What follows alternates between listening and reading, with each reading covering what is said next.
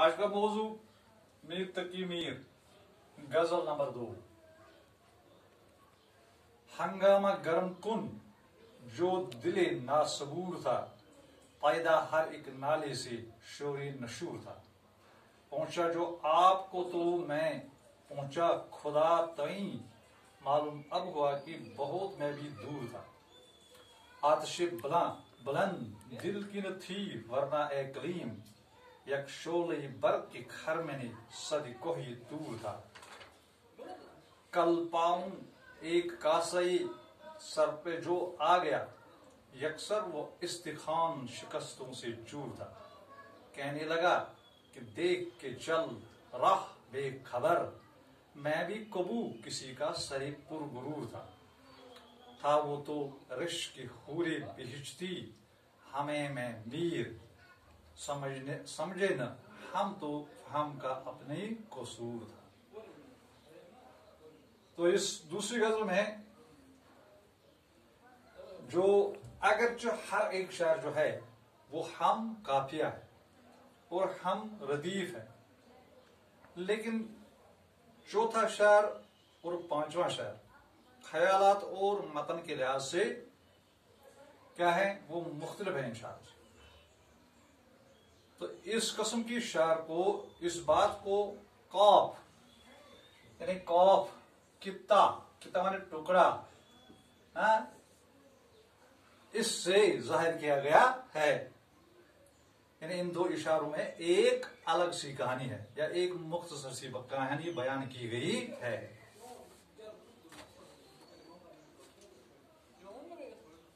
अच्छा, हंगामा गरम कुन जो दिले नासरूर था, पैदा हर एक नाले से शोरे नशूर था। नासरूर, हंगामा गरम कुन मुश्किल अल्फाज, फितना और फसाद को बढ़ाने वाला, यानी जलती पर तेल छिड़कना, जलती पर तेल छिड़कना। नासबूर बेसबर, नाला फरियाद फगान, और दूसरा नाला जो है जो उसको देखते हैं पानी का नाला, वो भी इसी तरह लिखा जाता है। शोर नशूर यानी कयामत का शोर, कयामत का शोर।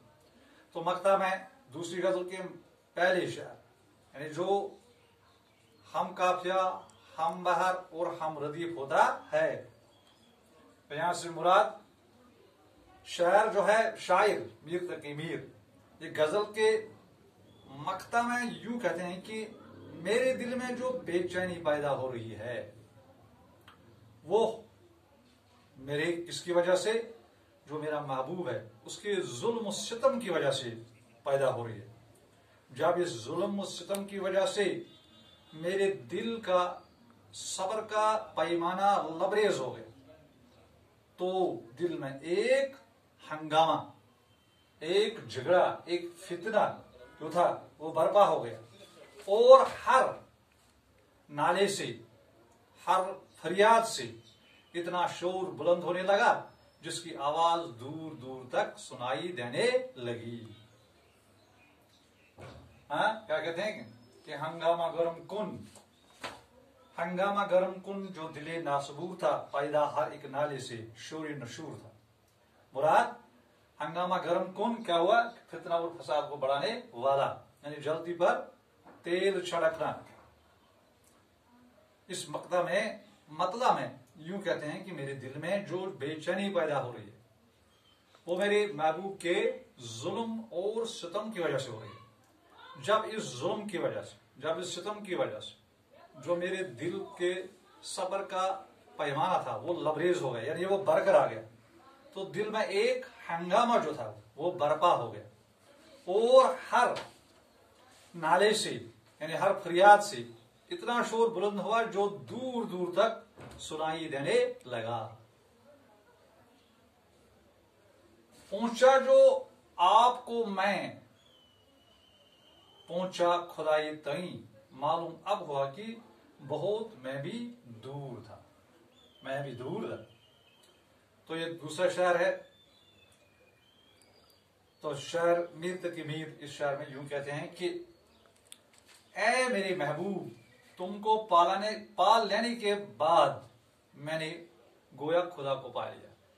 यानी अपने महबूब से इतनी मोहब्बत करता है कि ये कहता है उससे कि से नौज बिल्ला में ज़ालिका, मैंने बिला इसको तशबीह देता है खुदा से कि मैंने जब आपको पा लिया तो मैंने गोया खुदा को पा लिया, क्योंकि तुम्हारे जरिए ही मैंने खुदा तक का रास्ता पा लिया है। यानी आप एक जरिया है, जो खुदा तक पहुंचने का जरिया है वो आप ही है मेरे लिए।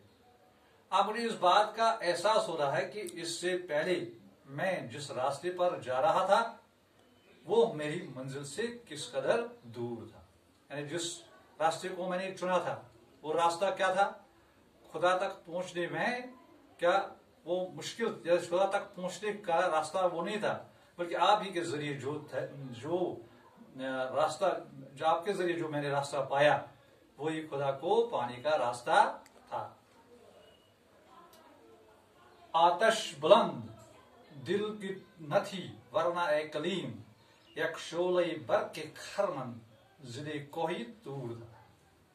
तो यहां से शायर जो मीर तकी मीर, इस शायर में यूं कहते हैं, कहा अल्लाह के बरगजीदा और उनसे हम कलाम होने वाले पैगंबर यानी हजरत मूसा, कलीम से कलीमुल्लाह बातें करने वाला, अल्लाह से कलीमुल्लाह अल्लाह से बातें करने वाला, ये हजरत मूसा का लक़ब है।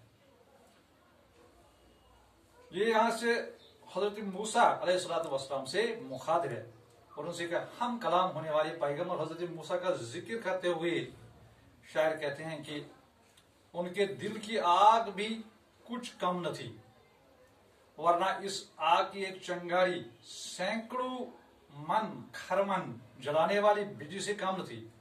एक कोहितूर की पहाड़ी तूने कैसे ये सब बर्दाश्त कर लिया। यानी हजरत मूसा से क्या है, मुखातिब है, उनसे फरमाते हैं आतिश बुलंद दिल की न थी वरना एक कलीम, एक शोले बर के खरमन जिले कोही दूर था। यानी शायर इसमें यूं कहते हैं कि अल्लाह के बरगजीदा पैगंबर हजरत मूसा अलैहिस्सलाम से उससे मुखातिब या उनकी जिक्र करते हैं तो कहते हैं कि उनके दिल की आग भी कुछ कम न थी, वरना इस आग की एक चंगारी सैकड़ों मन खरमन जलाने वाली बिजली से कम न थी। एक कोई दूर की पहाड़ी तूने कैसे ये सब बर्दाश्त कर लिया। यानी हजरत मूसा अलैहिस्सलाम जब उन्होंने हुजूर अल्लाह ताला से कलाम किया तो उन्हें अपना जलवा दिखाने के लिए बहुत ही मजबूर किया। तो जब उसको जलवा दिखाया गया तो वो उस जलवा को बर्दाश्त नहीं कर सका, बल्कि गिरकर वो बेहोश हो गए और इसकी थोड़ी सी झलक जो थी वो कोहितूर पर गिरी और कोहितूर जलकर राख हो गया। कल पाऊं एक कासई सर पे जो आ गया, यकसर और इस्तिखान शिकस्तों से चूर था। और पहले जो चार थे वो हम काफिया और हम रदीफ थे, और जो ये शार है ये इन ख्यालात और मतन के लिहाज से इन चार शारों से अशार से मुख्तलिफ है। तो इसको काफ से ताबीर करते हैं, काफ से कित्ता।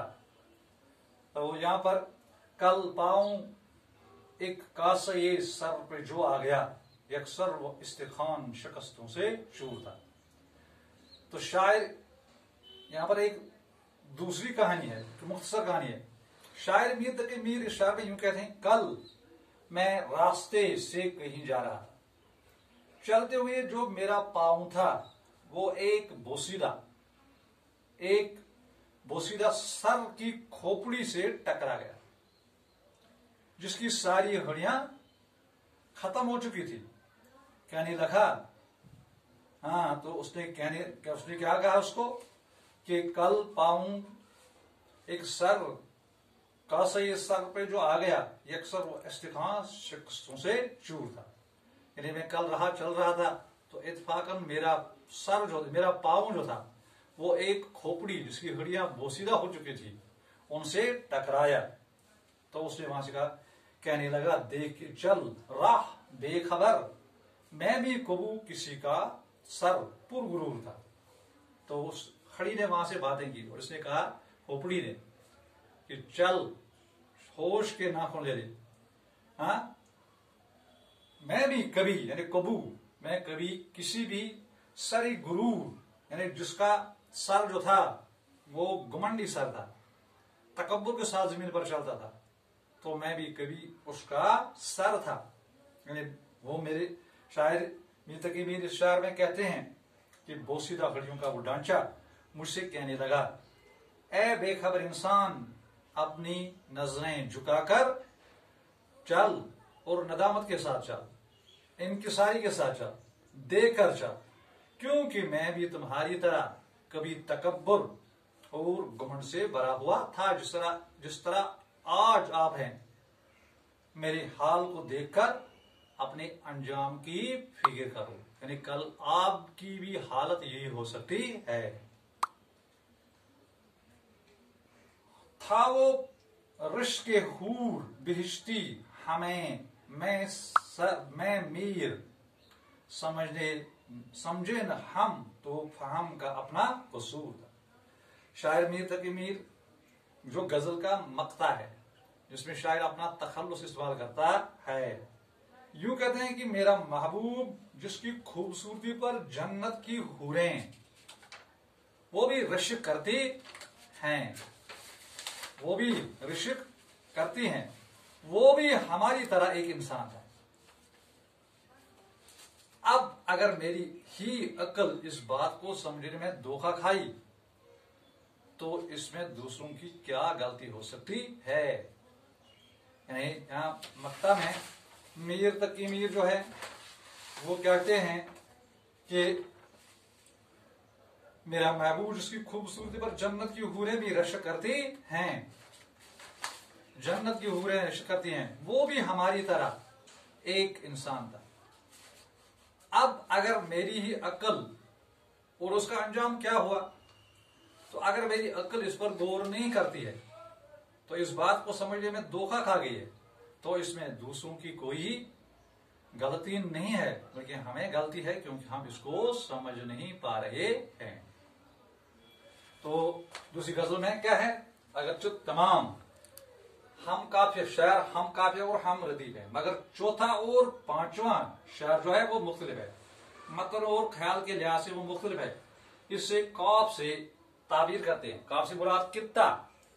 इसमें एक मुख्तसर कहानी है जो आपने सुन ली कि एक राह चलते, मैं राह चल रहा था, शायर क्या था कि मेरा पांव जो था वो एक बोसीदा खोपड़ी से टकरा गया, तो उसने वहां पर से कहा कि होश के नाखून ले ले, मैं भी आपकी तरह कभी एक इंसान था, मुझे भी घमंड था, और तो उसने वहां से मुझे वो नई दलील सामने लाई। तो इस तरह से ये जो पहली और दूसरी गजल जो थी, पहली गजल, ये दूसरी गजल, ये भी खत्म हो गई मीर तकी मीर।